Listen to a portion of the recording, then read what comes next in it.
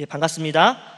예, 우리 지난주에 했던 내용들 좀 잠깐 복습하고 오늘 마가복음과 누가복음 살펴보면 좋겠습니다. 우리 지난주에 신약 성경의 구조 우리 살펴봤죠. 우리 신약 성경이 크게 네 가지 범주로 나눌 수 있다 이렇게 생각해 봤습니다. 그래서 역사서 5권, 그죠? 그래서 복음서와 사도행전 포함해서 역사서다 이렇게 배웠고요. 그다음에 바울 서신 중에서 교회에 보낸 편지, 교회 서신이 있었고, 또 바울 서신 가운데 개인에게 보낸, 목회자들에게 보낸 목회 서신, 그리고 여러 불특정 다수의 사람들과 성도들, 교회들에게 보낸 공동 서신, 이렇게 네 가지 우리 배웠습니다. 그리고 이 신약 시대에 복음이 어떤 배경에서 어떤 환경과 조건에서 그렇게 널리 전해질 수 있었는지, 그 당시의 상황들에 대해서 우리 정치, 경제, 문화, 또 심지어 언어, 또 여러 사상면에서 우리가 살펴봤죠. 그래서 그 당시가 암흑기였지만 오히려 하나님께서 섭리하시고 역사하셔서 오히려 복음이 폭발적으로 증거될 수 있도록 그렇게 하나님께서 도와주셨다, 우리 그런 내용 살펴보았습니다. 그리고 복음서의 특징, 복음서가 무엇인지 우리 간략하게 또 살펴봤었고요. 그 다음 우리 마태복음 기억나시죠? 우리 마태복음에서 중요했던 게 무엇입니까? 유대인 독자들에게 예수님이 어떤 분이신지를 알려주기 위한 책이었습니다. 그래서 여러 가지 족보라든지 이런 것들, 유대인들에게 예수님을 설명하고 설득하는데 좋은 그런 내용들로 이렇게 마태복음이 구성되어 있다. 뿐만 아니라 유대인들이 가졌던 예수님에 대한 오해 불식시키기 위해서 이 복음이 유대인들에게만이 아니라 이방인들에게도 전해져야 될 필요성, 마태복음이 그런 내용들을 설득하고 주장하고 있다, 이런 내용들 우리 한번 살펴봤습니다. 오늘은 마가복음과 누가복음을 살펴보려고 합니다. 먼저 마가복음 좀 생각해 보겠습니다. 우리 프린트물 보시면서 따라오시면 되겠어요. 여러분, 마가복음은요 일단 그 저자가 마가입니다. 마가. 근데 우리 보통 마가 요한 이렇게 많이 들으시죠? 그래서 마가 요한의 다락방 우리 이렇게 듣는데요, 그때 나오는 마가, 이 마가가 이 마가복음의 저자일 것으로 그렇게 많은 사람들이 생각을 합니다. 그래서 마가는요 라틴식 이름이에요. 쉽게 말하면 로마식 이름입니다. 그리고 요한은 유대식, 히브리식 이름이에요. 우리가 외국에서 사는 한인들 보면 한인들 보면 한국식 이름도 있지만 동시에 어떤 이름 쓰죠? 미국에 살면 미국식 영어 이름 또 따로 갖고 있는 경우가 있었죠. 그런 것처럼 마가도 유대인이기 때문에 유대식, 히브리식 이름도 갖고 있지만 또 한편으로 로마식 이름도 갖고 있습니다. 제가 홍콩에서 사역할 때 제 이름은, 영어 이름은 션이었습니다. 별로 안 좋아하시네요? 네. 그 연예인 션이랑 되게 이렇게 차이가 나가지고, 키도 제가 작고 그렇게 잘생기지 않아가지고 애들이 어글리 션이다 이렇게 불렀습니다. 그래서 아주 상처가 있습니다. 이 영어식 이름에 대한 상처가 있는데, 어쨌든 이 마가는요 그 로마식 이름은 마가, 그리고 그 히브리식 이름은 요한, 이렇게 돼 있다 생각하시면 됩니다. 그래서 우리 마가 요한의 다락방 이렇게 많이 아는데, 이 마가 요한의 다락방에서 제자들이, 초대교회 성도들이 모였다, 우리 이거 알고 있지요. 그래서 마가 요한의 다락방에서 120여 문도가 기도할 때 성령이 임하는 사건 우리 잘 알고 있지 않습니까? 그러니까 이 마가는 아무래도 상대적으로 조금 부유한 집의 사람이었던 것으로 그렇게 추측이 되고요. 마가와 바나바가 친척지간입니다. 그래서 삼촌과 조카, 그런 사이로 그렇게 이야기가 되고 있습니다. 그래서 베드로가 또 이 마가를 가리켜서 내 아들 이렇게 표현하는 것을 보면요 아주 가까운 사이였던 것으로 그렇게 보여지는데요, 특별히 베드로가 마가를 전도했을 것으로 그렇게 추측이 됩니다. 그리고 마가복음 읽다 보면 예수님 잡히시던 날 밤에 혼입을 두르고 있다가 그것까지 벗고 도망가는 청년이 나오죠. 무명의 청년. 그 청년이 마가일 것으로 학자들은 추측을 하고 있습니다. 그리고 사도행전을 읽어보면 마가와 사도 바울 일행이 사실은 한 팀이었어요. 그런데 밤빌리아에 있는 그 버가라는 곳에 이렇게 갔을 때 이 마가가 무슨 이유인지는 정확하게 기록되어 있지 않지만 중도의 전도 여행을 포기하고 다시 이렇게 집으로 돌아가게 됩니다. 그리고 그 이후에 2차 전도 여행, 그 바울이 2차 전도 여행을 떠날 때 바나바와 결별하게 되는데 그 결정적인 계기가 바로 이 마가 때문입니다. 1차 전도 여행 때 마가를 데리고 갔었는데 마가가 중도에 탈락해서 포기하고 집으로 돌아갔죠. 그러니까 사도 바울은 데려가면 안 된다라고 얘기했고 바나바는 데려가자 그래도 얘기해서 이것이 이제 빌미가 돼가지고 싸움을 하게 되는 그런 일들이 있습니다. 이것을 보면 여러 가지 우리가 생각할 수 있는데 마가가 근데 왜 그럼 밤빌리아에 있는 버가에서 집으로 돌아갔을까요? 정확하게 기록되어 있지는 않지만 버가에 딱 도착했을 때 뭘 타고 도착했냐면 배를 타고 도착했습니다. 여러분 배를 타보시면 아시겠지만 배멀미 많이 하시는 분들 계시죠? 아마도 이 마가가 굉장히 그런 부분에 약했던 것 같아요. 그래서 배멀미를 딱 해가지고 딱 육지에 내렸는데 바로 그 버가라는 곳이 어떤 지역이냐면 그 앞에 엄청나게 큰 그런 높은 산맥이 있는 지형입니다. 험한 산중 지형입니다. 그러니까 아마 그것을 보고 기가 질렸던 것 같아요. 그래서 중간에 포기하고 돌아가게 되지요. 그러니까 고난 때문에 포기한 것이죠. 그러니까 이것 때문에 바울은 데려갈 수 없다라고 얘기한 것이고 바나바는 데려가면 좋겠다 이렇게 얘기한 것 같은데 나중에 후에 보면 사도행전이나 다른 어떤 여러 가지 서신서들을 보면 나중에 바울이 이 마가를 굉장히 귀하게 여기고 또 나의 동역자 이렇게 이야기에 표현하는 것들을 보게 되면 마가와 화해한 것 같습니다. 그래서 어쨌든 이런 정보를 우리가 입수할 수 있습니다. 근데 제가 이 저자 마가에 대해서 왜 이렇게 자세하게 얘기를 드렸냐면 이 마가복음의 저자인 마가는 사실 사도입니까? 사도가 아닙니까?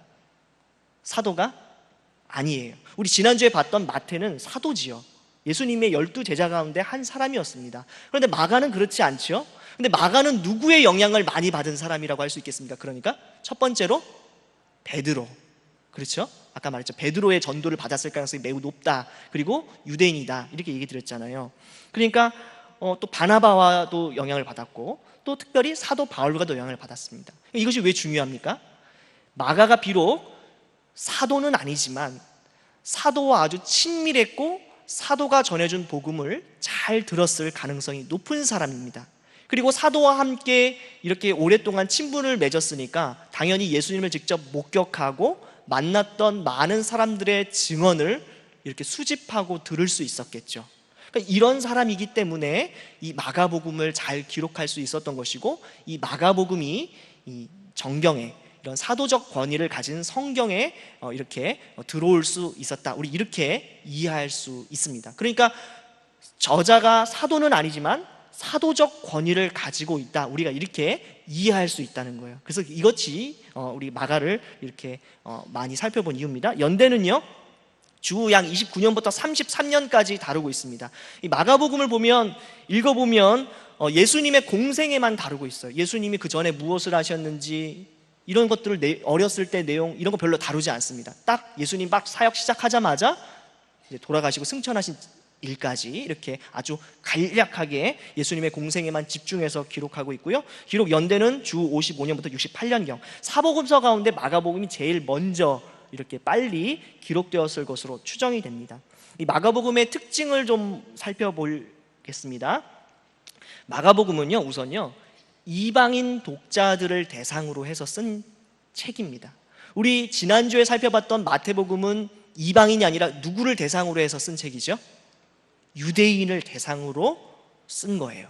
그런데 이 마가복음은요 가장 결정적인 특징 중에 하나가 이방인 신자들, 이방인들을 대상으로 이방인들에게 복음을 전하기 위해서 이방인들에게 예수님이 어떤 분이신지를 알려주기 위해서 그런 선교적인 목적을 가지고 쓴 책입니다.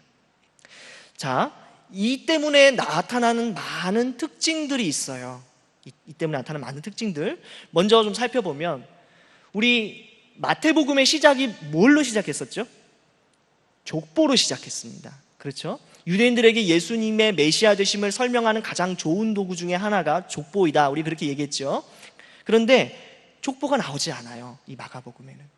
그리고 또 우리 마태복음 배울 때 생각했죠. 유대인들에게 예수님의 메시아 되심을 가장 효과적으로 설명하는 또 하나의 도구가 뭐였죠? 구약 성경이었습니다. 구약 성경이 예수님에게서 그대로 성취되었다라는 것을 증명하고 보여주면 유대인들에게 가장 설득력 있게 예수님이 어떤 분이신지를 설명할 수 있습니다. 그런데 마가복음에는 구약 예언이 거의 등장하지 않습니다. 왜 그럴까요?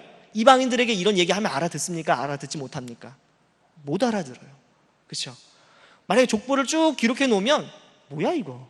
근데 모르는 사람 이름 뭐 이렇게 적어 놓은 거야? 이렇게 반응하겠죠. 또 구약 성경을 잘 모르는 사람들인데 구약 성경 막 인용해 놓으면 어떻겠어요? 무슨 얘기인지도 모르겠죠. 전혀 이해하지 못하겠죠. 그렇기 때문에 이런 구약 예언들 나오지 않습니다. 마찬가지로 유대법이라든지 유대 관습에 대한 언급이 거의 없습니다. 왜냐하면 이런 것들을 얘기하면 오히려 이방인들인 그 사람들에게 이해가 어렵기 때문에 이런 부분들을 기록하지 않아요. 또 하나는요, 유대인들이 평상시에 쓰는 언어가 뭘까요? 아람어입니다. 이거 좀 배경 지식이 필요한데, 유대의 민족이, 유대가, 이스라엘이 원래 쓰는 언어, 자기들의 민족 고유의 언어는 히브리어예요. 그런데 망했지요. 망하고 난 다음부터 계속 다른 나라의 지배를 받았어요. 그런데 그렇게 이스라엘을 오랫동안 지배했던 나라들이 썼던 말이 어떤 말이냐면 아람어입니다.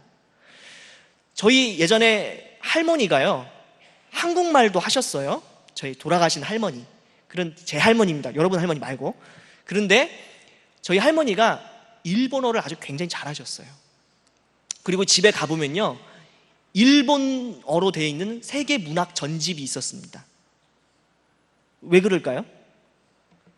저희 할머님은 일제강점기를 경험하신 거예요. 그러니까 일본어로 교육을 받으셨어요. 그러니까 일본어를 굉장히 잘 알아요. 마찬가지로 우리나라가 불과 30년 조금 넘게 그렇게 다른 나라의 지배를 받았을 때도 사셨던 분들이 그렇게 일본어를 잘하는 것처럼 이 이스라엘 민족 유대인들도 30년이 아니라 수백 년을 다른 나라의 지배를 받았으니까 오히려 히브리어는 잊어버리고 평상시 쓰는 말을 아람어를 썼단 말이에요. 그러니까 예수님도 무슨 말로 복음을 전하셨어요? 처음에? 아람어로 이야기하셨다는 거예요. 그래서 이때 당시에 아주 지식인들만 히브리어를 쓰고 말할 줄 알았다는 겁니다. 이해되시지요? 그러면 처음에 예수님을 믿었을 당시의 사람들은 아람어로 복음도 듣고 복음도 전하고 유대인들이 그렇게 했겠지요. 그런데 당연히 그러니까 아람어로 쓰고 말했던 사람들이 처음으로 예수님에 대한 기록을 썼으면 무슨 말로 기록했겠어요? 아람어로 기록했겠죠. 그런데 이 아람어로 기록되어 있는 복음의 내용들을 수집해가지고 마가가 이방인을 위해서 복음서를 기록하는 거예요. 그러면 아람어 단어가 나오면 아람어를 그대로 쓰면 헬라 말이나 라틴어인 로마 말을 쓰는 사람들에게 이 말을 그대로 쓰면 알아들어요? 못 알아들어요? 못 알아듣겠죠? 그러면 어떻게 해야 되죠? 뜻을 풀이해서 설명해 줘야겠죠? 제가 대구에 왔는데 처음에 어떤 분이 만댕이에서 내려달라고 하셨어요. 저는 식당 이름인 줄 알았어요. 진짜 몰랐어요. 만댕이가 뭔지 몰랐어요. 그래서 저는 내비게이션을 찍으려고 그랬어요. 진짜로. 그리고 우리 교회 전도사님, 여전도사님들이 전화를 하시는데 자꾸 제가 누구한테 전화해 보셨었는데 아랫께 자꾸 전화하셨대요. 아랫께. 그래서 저도 왜 자꾸 아래층에서 전화하시나. 그래서 나는 처음에 사무실에서 신방 전화를 하면 안 되는 줄 알았어요. 눈치를 보고. 근데 알고 보니까 아래층에서 전화한 게 아니고 어제 전화하셨다고. 그리고 저 아랫께 전화하셨다고 그래가지고 저 아래층에서 전화한 줄 알았는데 그게 아니고 그저께. 제가 못 알아듣잖아요. 제가 경상도 사람이라면 경상도 사람들한테 그렇게 말해도 되는데 서울 사람들한테 그렇게 얘기하면 못 알아들으니까 저 아랫께는 그저께입니다. 이렇게라고 풀어서 설명을 해줘야 알아듣겠죠? 마가도 똑같은 거예요. 그래서 아람어 단어들은 번역해서 이해할 수 있도록 풀어줍니다. 찾아볼까요? 우리 마가복음 3장 17절 한번 찾아볼게요. 100번 얘기하는 것보다 한 번 보는 게 나으니까, 그죠? 마가복음 3장 17절 제가 읽어드릴게요. 찾으셨죠? 또 세베대의 아들 야고보와 야고보의 형제 요한이니 이 둘에게는 보아너게 곧 우레의 아들이란 이름을 더하셨으며, 보아너게가 아람어예요. 보아너게라고 쓰면 알아들어요? 못 알아들어요? 못 알아듣죠? 그러니까 곧 우레의 아들, 이렇게 풀어서 뜻을 설명해 준 거예요. 또 5장 41절 찾아볼까요? 5장 41절 자, 그 아이의 손을 잡고 이르시되 달리다굼 하시니 번역하면 곧 내가 네게 말하노니 소녀야 일어나라 하심이라. 달리다굼, 이거 어디 말일까요? 아람어예요. 아람어 이해 못하니까 소녀야 일어나라 이렇게 또 번역해서 풀어서 써주는 거예요. 친절하게 알아듣기 쉽게 이야기해 주는 거예요. 그리고요, 이 마가복음을 읽어보면요, 마가복음이 복음서 중에 가장 짧아요. 그리고요, 문체가 아주 직접적이고 속도감이 있습니다. 이 아람어에 굉장히 많이 등장하는 단어 중에 하나가 곧 이런 말이에요. 그래서 우리 지난번에 마태복음 보면, 마태복음에는 예수님의 뭐가 많이 있다고 그랬죠? 가르침, 설교가 많다고 그랬죠. 마가복음에는요, 예수님의 설교가 거의 없어요. 다 예수님의 행동이 거의 대부분이에요. 행동. 그리고 뭐라고 얘기하냐면 그 사이사이마다 곧 뭐 하시니라, 곧 무슨 일이 있었다. 이렇게 곧 이야기해요. 그러니까 사건 전개가 느려요, 빨라요? 아주 빠르게 진행돼요. 자, 왜 이렇게 빠르게 진행되고 간결하고 심플하게 진행될까요? 또 그렇게 진행되는 사건을요, 과거형으로 기록하지 않고 현재형으로 기록해요. 사실 예수님이 사역하시고 말씀하시고 했던 그런 모든 내용들은 이미 과거에 일어난 일인데, 그럼에도 불구하고 과거형으로 기록하기보다는 현재형으로 많이 기록하고 있어요. 아주 생동감 있게. 그래서 이 마가복음을 많은 사람들이 어떤 것에 비유하냐면 다큐멘터리 이렇게 비유합니다. 그리고 뉴스 리포터가 현장에 나가서 현장 중계하는 것과 같은 느낌이다 이렇게 이야기를 해요. 당장 현장에서 일어나는 일인 것처럼 생동감 있는 언어로 그렇게 표현한다는 거예요. 왜 그렇게 했을까요? 여러분, 이 사람들이 지금 복음서를 받아서 읽고 있는 사람들이 누구지요? 이방인들이에요. 이 이방인들 주로 로마의 영향을 받은 사람들, 또 헬라 문화의 영향을 받은 사람들이에요. 여러분, 그리스 로마 문화하면 떠오르는 게 뭐죠? 실용주의, 합리주의. 그렇죠. 이 실용적이고 합리적인 사람들에게 지지부진하게 길게 설명하면 좋아해요, 싫어해요? 여러분, 현대인들이 바쁘잖아요. 바쁜 사람 붙잡아 놓고, 있잖아, 예수님의 복음이 말이야, 옛날에 말이야, 옛날 옛적에 호랑이 담배 피던 시절에 이렇게 돼서 시작해가지고 이렇게 된 거야. 그럼 어떻게 할까요? 안 듣고 바빠 죽겠는데 박차고 일어나겠죠. 그러니까 이런 사람들을 위해서, 이런 성향을 갖고 있는 사람들을 위해서 빨리빨리 아주 간결하고 생동감 있게 예수님이 어떤 분이신지를 빠르고 간결하게 설명하기 위해서 이렇게 아마 마가가 기록했을 것으로 그렇게 이해를 사람들이 하고 있습니다. 자, 여러분, 그리고 또 이 마가복음을 보면요, 예수님에 대한 오해를 교정하는 것들이 많습니다. 여러분, 이 마가복음을 받는 이방인들에게 있어서 예수님을 믿기를 이렇게 설명해야 되는데, 예수님은 봤을 때 이 사람들은 어떤 편견을 갖고 있죠? 로마의 반역자라고 하는 이미지가 있겠죠. 그러니까 뭐 예수님 믿으라고 하는데 뭐야, 말이 안 되잖아, 오히려 로마의 정치 반역한 사람 아니야, 이런 생각을 갖고 있으니까 예수님에 대해서 잘 듣고 싶은 마음 자체가 생기지 않겠죠. 예수님에 대한 이런 편견이 있으니까. 그러니까 이런 사람들에게 예수님을 설명할 때 예수님은 정치 지도자나, 그렇죠? 로마의 어떤 정치 시스템에 대해서 반기를 들기 위해서 일했던 사람이 아니라고 하는 사실에 대해서 설득력 있게 제시를 해야 돼요. 그러니까 로마 시민권을 가진 로마인들도 정상적으로 예수님을 객관적으로 잘 살펴보기만 하면 예수님은 정말 하나님의 아들이셨고, 예수님은 정말 이 땅에서 정말 모든 사람을 구원하게 하시는 그런 하나님의 아들이다라고 하는 사실을 설득력 있게 제시해야 되겠죠. 그러니까 이 마가복음의 기자는 종교 지도자들이 그 예수님을 반역자로, 로마의 반역자로 그렇게 고발한 내용이 얼마나 거짓되었는지를 잘 일부러 기록을 하고 있습니다. 우리 찾아보겠습니다. 좀 마가복음 14장 한번 찾아볼까요? 마가복음 14장 55절부터 좀 보면 좋을 것 같아요. 마가복음 14장 55절부터 59절까지. 예, 찾으셨죠? 제가 읽어드리겠습니다. 대제사장들과 온 공회가 예수를 죽이려고 그를 칠 증거를 찾되 얻지 못하니, 증거를 찾지 못했어요.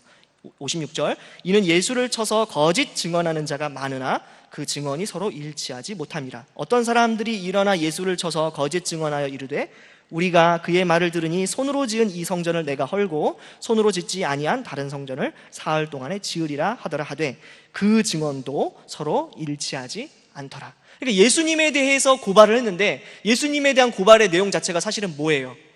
로마의 반역자라고 고발해놓고서 그런 내용은 전혀 없어요.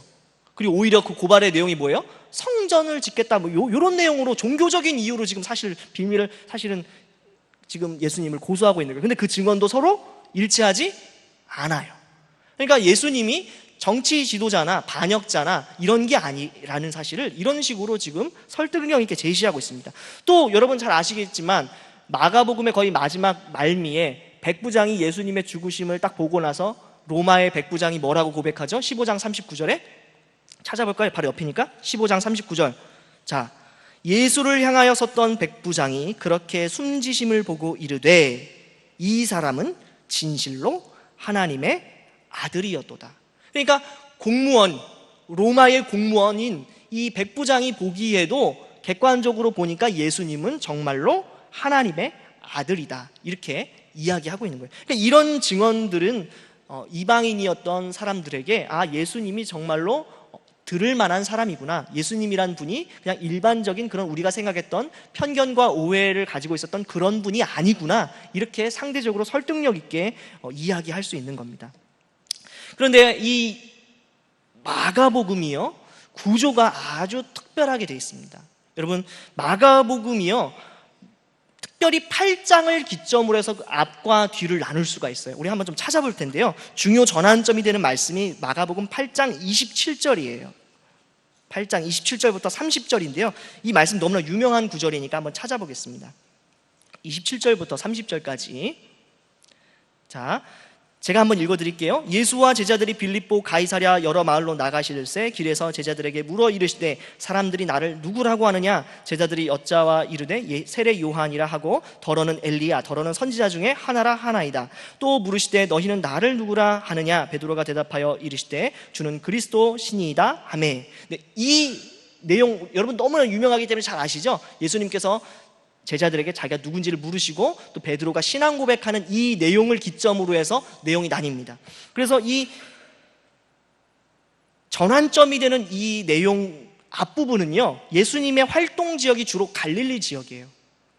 그리고요, 사역하는 대상이 일반 청중들, 예수님 믿지 않는 모든 불신자들, 아주 굉장히 폭이 넓습니다. 그리고 이 전반부에서 예수님께서 보여주시는 사역의 특징이 뭐냐면 기적을 많이 행하세요. 그래서 마가복음의 거의 대다수의 기적이 이 8장까지 기록이 되어 있습니다. 거의 대다수의 기적이요. 그래서 기적이 아주 많이 나타나요. 근데 이 후반부, 오늘 봤던 8장 27절부터 29절까지 말씀 후반부에서 드러나는 예수님의 활동 지역은요, 예루살렘 지역이에요, 특별히. 그리고 그 사역의 대상이 주로 제자들입니다.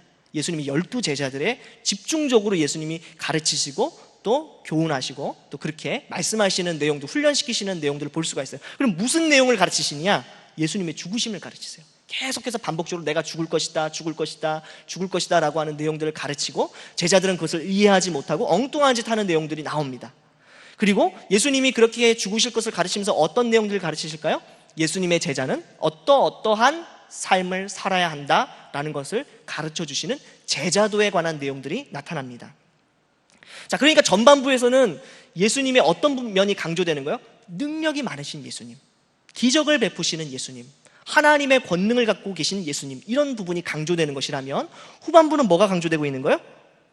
우리의 죄를 대신해서 대속의 죽음을 죽으시는 그런 고난당하시는 예수님이 강조된 거예요.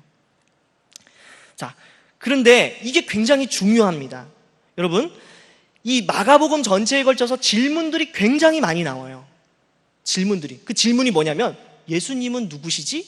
예수님은 누구시지? 도대체 누구시길래 이런 거 하지? 누구시길래 이렇지? 라고 하는 질문들이 굉장히 많이 나옵니다. 우리 이걸 좀 찾아볼 텐데요, 마가복음 2장 7절 한번 찾아볼게요. 마가복음 2장 7절. 마가복음 2장 7절. 자, 이 마가복음 2장의 내용이 어떤 내용이냐면 예수님께서 중풍병자를 고치시는데 이 중풍병자에게 뭐라고 선언하시죠? 네 죄가 용서를 받았다, 이렇게 죄사함을 선포하십니다. 그랬더니 서기관들이 앉아서 뭐라고 그래요? 7절에 이 사람이 어찌 이렇게 말하는가? 신성모독이로다. 오직 하나님 한 분 외에는 누가 등이 죄를 사하겠냐? 도대체 예수가 누구길래 이렇게 죄를 사한다고 얘기하느냐? 이렇게 얘기하죠. 그리고 마가복음 4장 41절 한번 볼까요? 4장 41절. 자, 이게 4장 41절의 내용이 어떤 내용이냐면 예수님께서 풍랑을 잠잠케 하시는 그런 사건, 기적을 베푸신 장면이요. 그랬더니 제자들이 놀란 거예요. 그래서 뭐라고 얘기합니까? 그들이 심히 두려워하여 서로 말하되 그가 누구이기에 바람과 바다도 순종하는가? 도대체 예수님 누구길래 바람과 바다도 잠잠케 하실 수 있지? 이렇게 질문합니다. 또 마가복음 6장 2절 3절 보면요, 예수님께서 굉장히 놀라운 권능으로 지혜롭게 가르치시는 장면이 나와요. 6장 2절 3절. 그랬더니 사람들이 이렇게 말합니다. 안식일이 되어 회당에서 가르치시니 많은 사람이 듣고 놀라 이르되 이 사람이 어디서 이런 것을 얻었느냐? 이 사람이 받은 지혜와 그 손으로 이루어지는 이런 권능이 어찌 됨이냐? 이 사람이 마리아의 아들 목수가 아니냐? 야고보와 요셉과 유다와 시몬의 형제가 아니냐? 그 누이들이 우리와 함께 여기 있지 않냐? 하고 예수를 배척한지라. 무슨 말입니까? 예수님 도대체 누구길래? 근데 우리가 잘 알던 사람인 것 같았는데 도대체 누구길래 이렇게 가르침을 권능 있게 지혜롭게 전하지? 이렇게 또 질문이 나오는 거예요. 또 마가복음 14장 61절, 예수님이 거의 신문당하신, 거의 죽기 거의 직전에 볼까요? 14장 61절. 이때가 대제사장이 예수님을 신문하는 장면이에요. 대제사장이 14장 61절, 침묵하고 아무 대답도 아니하시거늘 대제사장이 다시 물어 이르되 네가 찬송받을 이의 아들 그리스도냐? 그죠? 너가 정말 그리스도냐? 예수님이 누구시냐라고 하는 질문이죠. 그러니까 지금 보세요. 전체적으로 마가복음이 계속 곳곳에 예수님이 누구신가라고 하는 질문을 이 마가복음의 스토리 안에 있는 사람들이 질문을 던지고 있어요. 그런데 마가복음의 중간에 예수님이 누구라고 얘기한다고요? 주는 그리스도시고 살아계신 하나님의 아들이다, 이런 고백이 나오고 그 내용을 기점으로 앞에 전반부와 후반부가 나뉜다는 거예요. 그러면 마가복음에서 관심을 가지고 있는 게 뭐예요? 예수님은 누구신가? 라는 질문이겠죠. 그러니까 이 마가복음 이런 전체적인 질문을 통해서 예수님이 어떤 분이신가를 보여주는 거예요. 그런데 예수님이 아까 전에 그 전반부에는 어떤 예수님으로 그려진다고요? 능력이 많으신, 그죠? 치유하시고 또 병자를 고쳐주실 뿐만 아니라 귀신을 쫓아내시고 또 자연 만물을 통제하시고 다스리시는 그런 예수님으로 등장한다는 거예요. 귀신을 축출하신다는 건 어떤 거예요? 영적으로 탁월한 권능과 권세를 가지신 분이라는 거예요. 초월적인 능력을 가지신 분이라는 거예요. 병자를 치유하시는 건 어떤 거예요? 생사화복을 주관하시는 분이라는 거예요. 자연 만물을 통제하시고 그렇게 하신 분이라는 건 어떤 것을 의미하는 거예요? 모든 어떤 우주를 다스리시는 그런 예수님이라는 거예요. 이런 능력이 많으신 예수님을 그려요. 여러분, 우리가 처음에 교회를 다닐 때 어떻게 전도받았어요? 예수 믿으면 일이 잘 풀린다, 그렇게 얘기하는 거 들었잖아요. 그렇죠? 아우, 자녀가 어떻게 공부를 못해? 아우, 예수 믿어봐, 그러면 공부 잘할 수 있어. 우리 보통 예전엔 그렇게 많이 했죠. 아유, 아들 못 낳아? 그러면 한번 교회 가서 한번 기도해봐, 그러면 아들도 낳을 수 있어. 우리 이런 예수님 많이 들었잖아요. 그렇죠? 이런 예수님 도와주시고 우리를 정말 능력 있게 그렇게 붙들어 주시는 예수님, 일면 맞죠? 그렇죠? 맞아요. 그런데 이런 예수님만 마가복음이 얘기하는 게 아니라 후반부에는 어떤 예수님을 얘기한다고요? 고난받으시는 예수님을 이야기한단 말이에요. 고난받으시는 예수님. 우리 10장 45절 한번 찾아볼까요? 10장 45절, 마가복음 10장 45절. 마가복음의 주제가 되는 그런 말씀이라고 할 수 있는데요, 10장 45절 보면 예수님께서 오신 목적을 친히 자신이 설명하세요. 인자가 온 것은 섬김을 받으려 함이 아니라 도리어 섬기려 하고 자기 목숨을 많은 사람의 대속물로 주려 함이니라. 그래요. 예수님께서 앞에서 막 굉장히 성공적인 사역을 하셨어요. 기적도 베푸셨어요. 그런데 예수님께서 이렇게 하시는 궁극적인 이유가 뭐예요? 영광을 받으시려고 하시는 것이 아니라 오히려 영광을 버리시기 위해 다른 사람들을 섬기기 위해 다른 사람들을 위해 죽기 위해 오셨다, 이것을 강조하고 있는 거예요. 그래서 그 이후에 제자도를 가르치실 때 예수님께서 계속해서 뭘 얘기하세요? 자기 십자가를 져야 된다, 그죠? 크고자 하는 자는 오히려 어떻게 돼요? 낮아져야 한다, 다른 사람을 섬겨야 된다, 이런 내용들이 마가복음 후반부에 계속해서 등장하는 거예요. 여러분, 그런데 왜 이런 얘기를 기록했을까요? 마가복음을 받는 이방인 그리스도인들의 상황이 어떨까요? 아마도 로마에서 신앙생활을 하는 그리스도인들이었을 것으로 축축해요. 여러분, 로마에서 사니까 되게 좋을 것 같지만 그리스도인들이 로마에서 살면 어떤 문제가 있을까요? 황제가 사는 곳이에요. 그러면 핍박이 어디서부터 시작되겠어요? 로마에서부터 시작해요. 가장 먼저 혹독한 핍박을 받아야 하는 사람들이에요. 그런데 이런 사람들에게 예수님이 어떤 분이세요? 능력이 많고 기적을 베푸시고 성공하신 분으로만 그려지는 것이 아니라 궁극적으로 예수님의 그런 모든 화려함과 성공은 무엇을 위해서요? 대속물로 죽기 위한 고난과 섬김을 위해서 오신 분이라는 것을 그리고 있는 거예요. 그리고 그렇게 예수님을 믿는 사람들은 그럼 어떻게 살아야 돼요? 예수님처럼 고난받기를 주저하지 않고 예수님이 걸어가신 그 십자가의 길을 담대하게 걸어가야 한다라고 하는 것을 강력하게 변호하는 거예요. 그러면 이 말씀을 읽고 있는 사람들이 고난 가운데 있는데 이런 말씀을 읽으면 어떻게 되겠어요? 위로를 받겠죠. 도전을 받겠죠. 아, 내가 지금 예수님을 잘 못 믿어서 이런 고난을 받는 것이 아니라 정말 예수님께서 나보다 먼저 이런 고난의 길을 걸으셨지. 그러니까 나도 예수님이 따라가신 이 고난의 길, 십자가의 길을 믿음으로 끝까지 걸어가야지 라고 생각하면서 도전받을 수 있지 않겠어요? 마가복음이 쓰여진 중요한 목적 중에 하나가 바로 그거예요. 그러니까 핍박과 고난에 직면한 교회를 격려할 수 있는 내용들인 거죠. 여러분 혹시 지금 일이 잘 안 풀리세요? 예수님 믿었는데 피곤하기만 하세요? 예수님 믿었는데 오히려 더 많이 어려우세요? 예수님도 그러셨다는 거예요. 예수님이 먼저 그렇게 사셨고 예수님이 그것을 위해서 이 땅에 오셨고 마땅히 제자들은 그러한 삶을 살아가야 한다 이렇게 말씀하셨다는 거예요. 오늘날 형통복음이라고 하는 복음이 사람들에게 이렇게 말해집니다. 무엇이요? 예수 믿으면 무조건 잘 된다는 거예요. 여러분 맞습니까? 예수님 믿으면 정말 예수님께서 고쳐주시고 잘 되게 하시고 일을 극복하게 하시고 또 때로는 정말 일들이 잘 풀리도록 역사하시지만 그러나 그것만 있는 것이 아니라 때로는 예수님 때문에 믿는 믿음 때문에 우리의 삶에 고난도 있고 희생도 있고 아픔도 있을 수 있다는 거예요. 그게 정상이라는 거예요. 그렇게 살아가는 삶이 하나님이 원하시는 삶이라는 거예요. 이렇게 마가복음은 그런 내용들을 이야기하고 있습니다. 그래서 마가복음을 통해서 우리가 알 수 있는 것은 무엇입니까? 일단 친절해요. 이방인들이 굉장히 친절하죠. 막 말 다 설명해주고, 그죠? 뭔지 다 얘기해주고, 그리고 아주 속도감 있고 생동감 있게 얘기해주고, 또 그리고 예수님에 대한 오해를 또 설명해주고 풀 수 있도록, 그렇죠? 그리고 무엇보다도 정말 예수님께서 이 땅에 오신 목적, 그것을 균형 있게 이야기해주는, 그래서 고난당하는 그리스도인들에게 마가복음은 도전이 된다, 이것을 살펴볼 수 있습니다. 우리 누가복음 보겠습니다. 시간이 많지 않기 때문에 누가복음으로 넘어가야 돼요.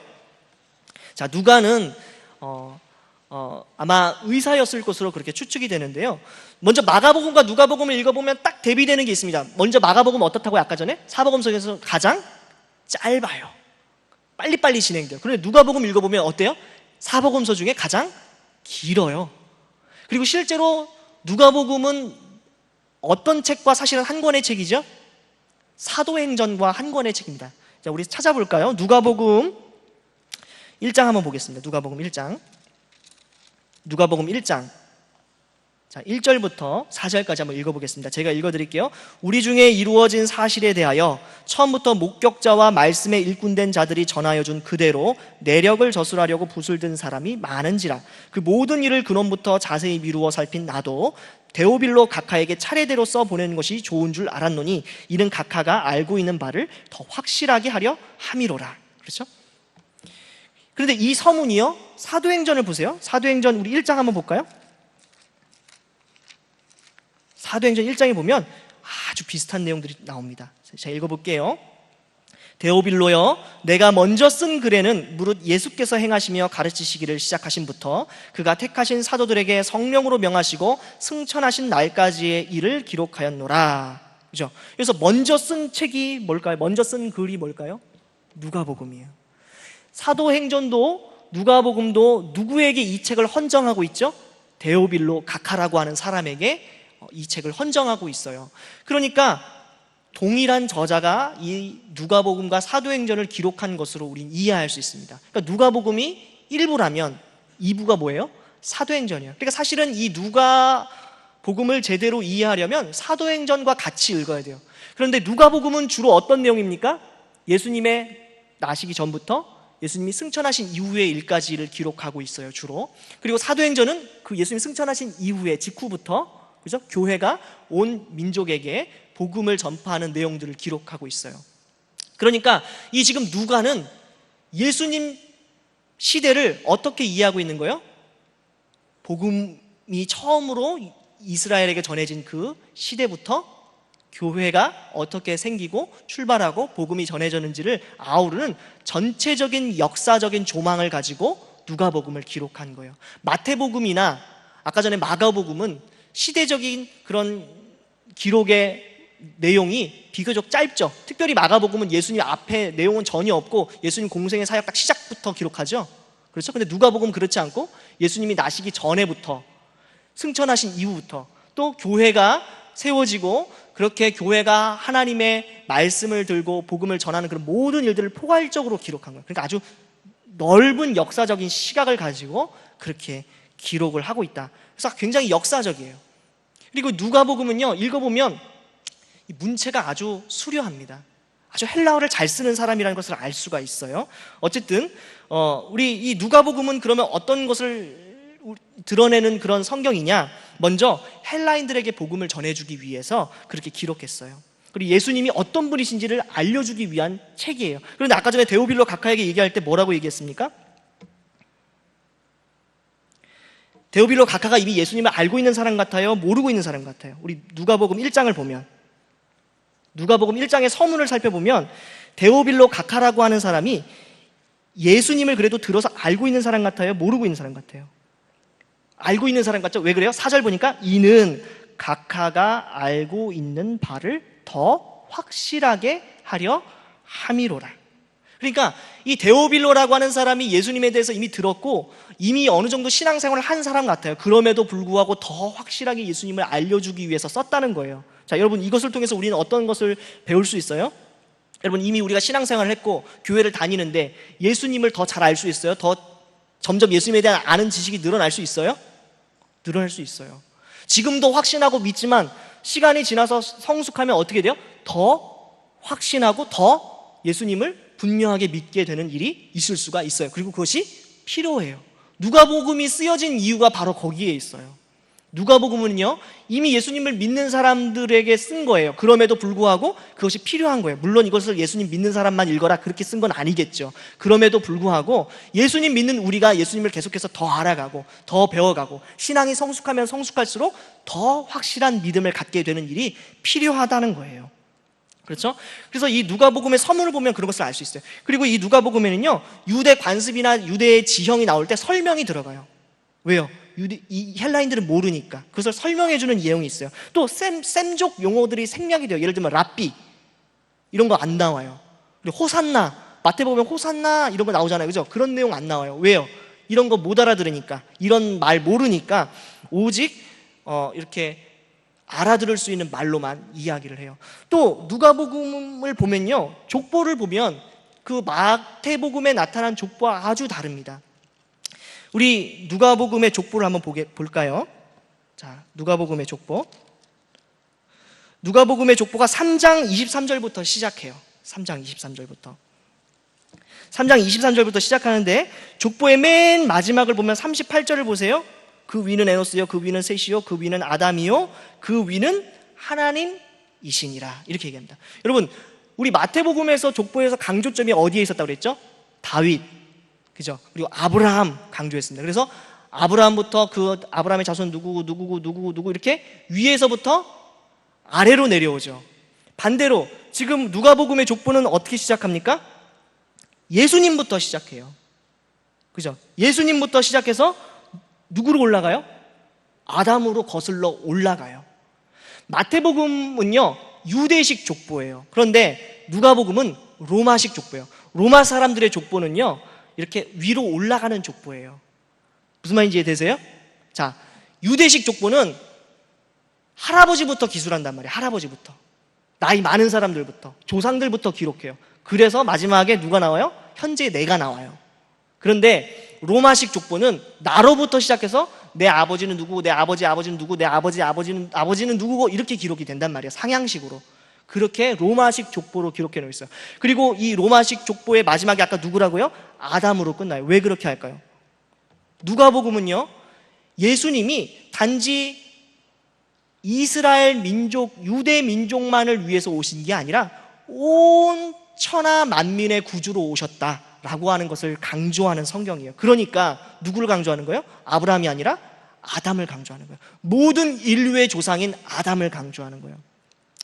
누가복음의 아주 핵심적인 그런 구절이 뭐냐면요, 19장 10절 말씀이에요. 19장 10절에 보니까 이렇게 말합니다. 인자가 온 것은 잃어버린 자를 찾아 구원하려 함이니라, 이렇게 말해요. 예수님이 오신 것은 잃어버린 자를 찾으러 오셨대요. 근데 잃어버린 자가 누구예요?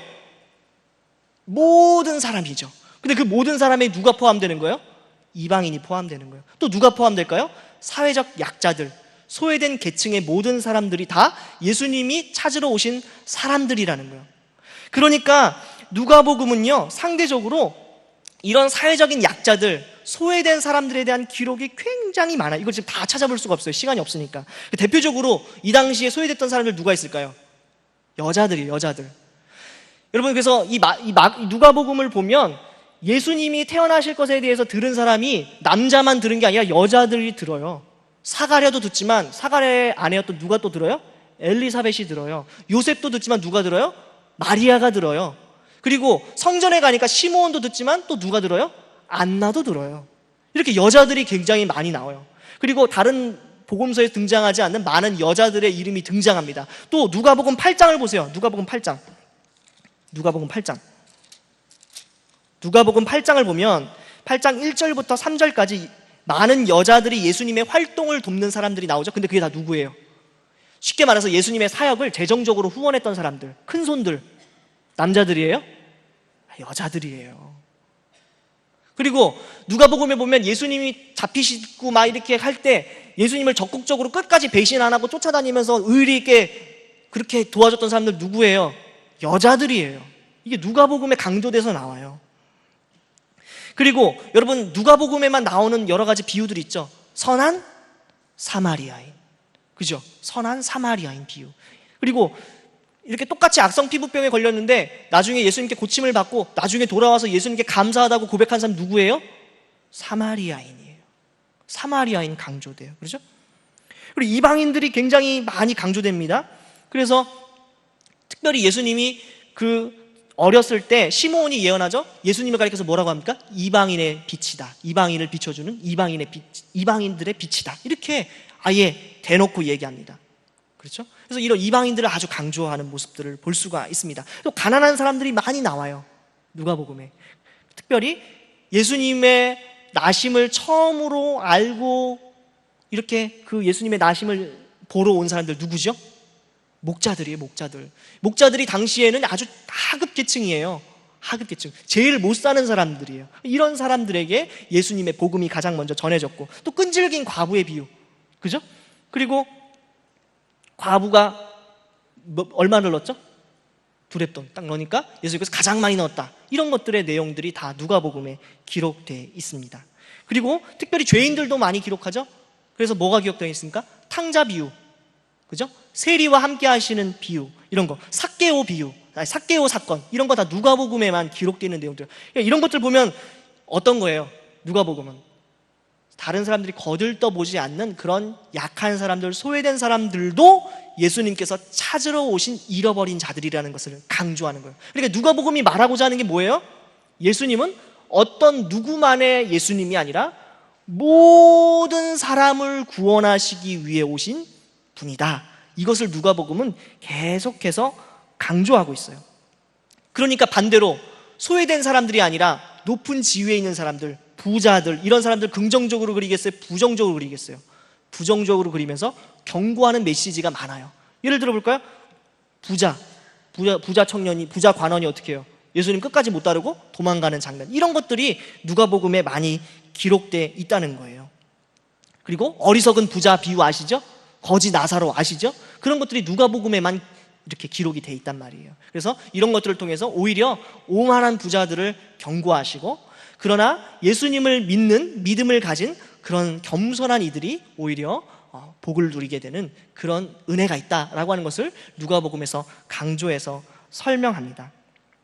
자, 그러면 여러분, 이렇게 소외된 사람들에게 임하시는 하나님의 은혜 경험하면 어떤 반응이 나오죠? 찬송이 나오죠. 감사가 나오죠. 그래서 누가복음을 보면요, 곳곳에 찬송이 엄청나게 많아요. 사가랴의 찬송, 마리아의 찬송, 엘리사벳의 찬송, 그죠? 찬송이 엄청나게, 찬송하는 노래 장면이 많이 나와요. 그리고 누가복음의 마지막도요, 뭘로 끝날까요? 우리 24장 한번 볼까요?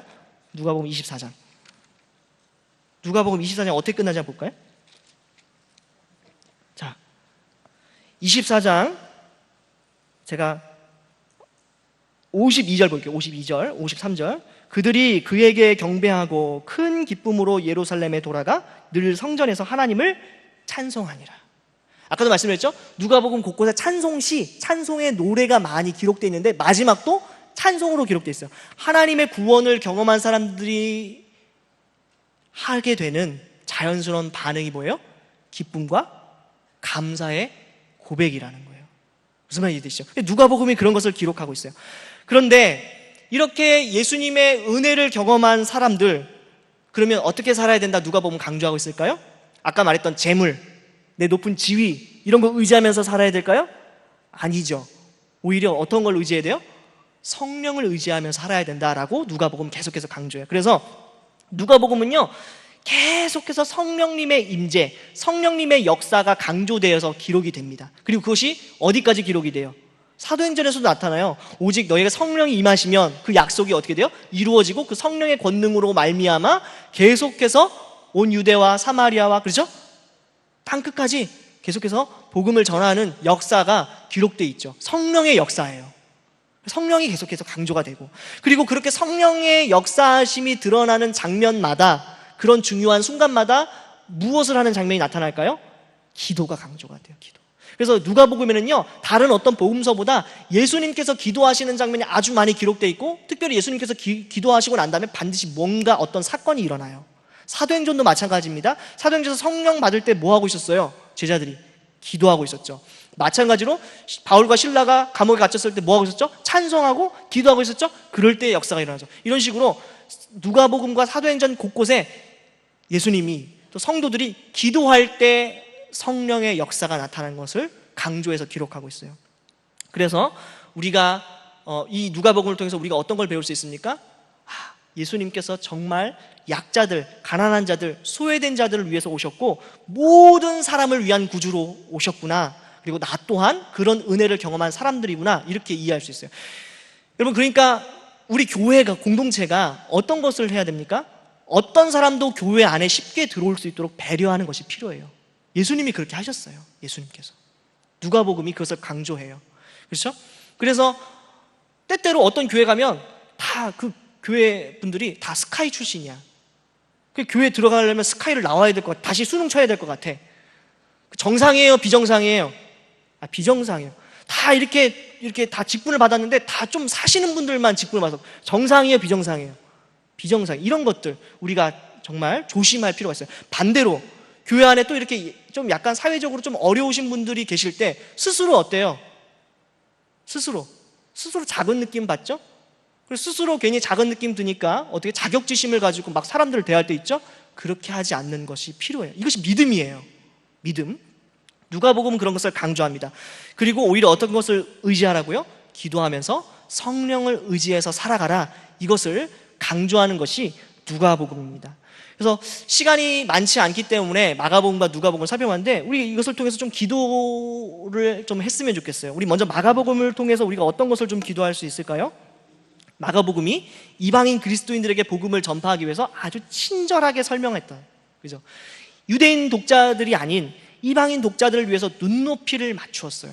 여러분, 우리 교회가 이 시대의 사람들에게 눈높이를 맞춰주고 있어요? 굉장히 중요한 질문이에요. 우리 교회에, 죄송합니다, 막 이상한 스킨헤드 머리한 애들 올 수 있어요? 그렇게 올 수 있어야 돼요. 알코올 중독자들 우리 교회에 쉽게 올 수 있어야 돼요. 무슨 말인지 되시죠? 정말 이 시대에 아직도 복음을 듣지 못한 좀 우리와는 조금은 색깔이 다른 사람들이 얼마든지 교회에 쉽게 들어올 수 있도록 친절하게 설명하고 배려하고 거리낌 없이 들어올 수 있도록 그렇게 우리가 준비를 해야 된다는 것을 우리 마가복음을 통해서 배울 수가 있어요. 또 우리 마가복음을 통해서 가장 중요한 건 무엇이요? 그리스도인들이 예수님처럼 고난받는 삶을 살아야 하는 것이 당연하다는 거예요. 예수 그리스도인들에게 영광만 있는 것이 아니라 고난받는 것도 있다라는 거예요.